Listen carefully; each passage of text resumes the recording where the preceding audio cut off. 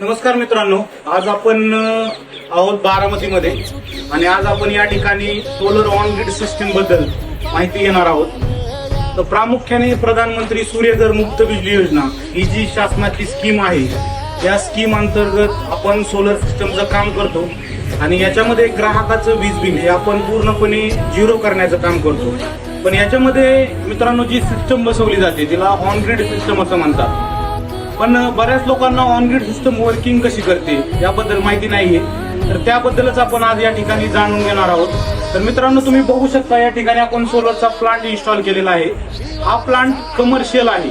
आता प्रामुख्याने आपल्याला जर का शासनाच्या स्कीमचा लाभ घ्यायचा आहे तर आपल्याला फक्त घरगुती ग्राहकांना म्हणजे रेसिडेन्शियल ग्राहकांना त्याचा लाभ घेता येतो.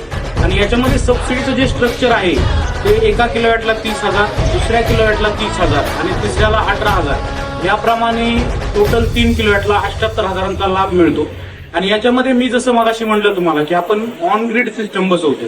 तर ऑन ग्रिड सिस्टमचं वर्किंग कसं असतं, या ठिकाणी तुम्ही पाहू शकता सोलर पॅनल बसवलेले आहेत. आता हा पॅनलचा बायफिशियल प्रकार आहे, याच्याबद्दल आपण सविस्तर नंतर जाणून घेऊया. पण ज्यावेळेस याच्यामध्ये सूर्यकिरण पडली जातात त्यावेळेस या पॅनलमध्ये डीसी करंटचं जनरेशन होतं. डीसी करंट अर्थातच डायरेक्ट करंट आहे.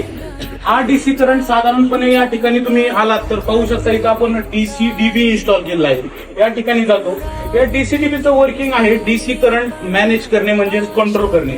यानंतर ना हा फ्लो या ठिकाणी आपण बघू शकतो इन्व्हर्टर बसवलेला आहे. या इन्व्हर्टरचं मेजर काम काय राहतं, तुमच्या डीसी करंटचं रूपांतर एसी मध्ये करणं. आणि या ठिकाणी आपण एसीडीबी बसवलेला आहे. एसीडीबी म्हणजेच एसी करंट कंट्रोल करण्याचं काम हा एसीडीबी करत असतो. आणि या ठिकाणाहून आपण एक एसी वायरचा सप्लाय खाली मीटरला दिलेला आहे.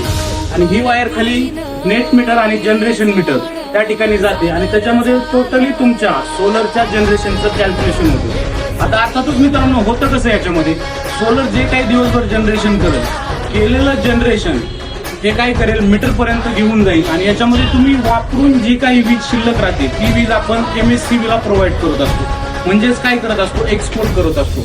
आता नाईटला आपलं सोलर पूर्णपणे हे बंद पडेल.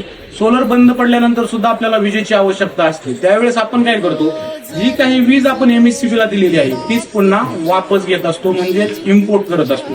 आणि याचं टोटल कॅल्क्युलेशन करून महिन्याच्या शेवटी आपलं बिल लागत असतं. म्हणजेच एक्सपोर्ट मायनस इम्पोर्ट केलं जातं. तुमची जर का एक्सपोर्ट रिडिंग जास्त असतील तर तुम्हाला बिल भरावं लागत नाही, पण इम्पोर्ट रिडिंग जर का जास्त झाले तर मात्र त्या केसमध्ये तुम्हाला वीज बिल हे भरावं लागतं.